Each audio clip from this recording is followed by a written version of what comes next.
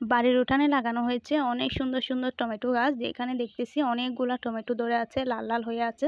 So সেখান থেকে tomato নিয়ে আজকে টমেটো ভর্তা তৈরি করব। সো কিভাবে টমেটো ভর্তা তৈরি করব সেটা সবার সাথে শেয়ার করব। আর টমেটোর কালারটা দেখেন, জাস্ট অসাধারণ সুন্দর, কি লাল লাল টকবকে টকবকে। এখানে প্রায় 1 কেজির মতো টমেটো নিয়ে নিয়েছি। টমেটোগুলো আমি একটা শুকনো প্যানের মধ্যে কালো কালো ভেজে নিব, যাতে এগুলো একটু নরম হয়ে যায়। আপনারা চাইলে তেলের মধ্যে ভেজে নিতে পারেন, তবে আমি একটা শুকনো প্যানের মধ্যে এগুলো ভেজে নিয়েছি। আপনারা দেখতে পাচ্ছেন, দেখেই হয়তো বুঝতে পারছেন।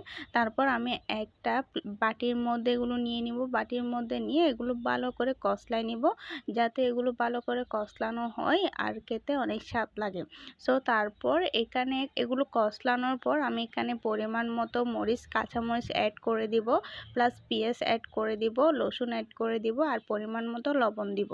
লবণ সবগুলো দিয়ে দেওয়ার পর এখানে আমি এগুলো আবার ভালো করে একটু মিক্স করে নেব, যাতে এগুলো ভালো করে মিক্স হয়ে যায়। তারপর আপনারা চাইলে এভাবে খেতে পারেন, একটু সরিষার তেল, কাঁচা সরিষার তেল অ্যাড করে খেতে পারেন, অথবা সরিষার তেল একটা প্যানের মধ্যে গরম করে নিয়ে এখানে টমেটো পাতাগুলো ঢেলে দিয়েও খেতে পারেন। সো রেডি হয়ে গেছে টমেটো ভর্তা। অবশ্যই বাড়িতে একবার ট্রাই করবেন। ধন্যবাদ।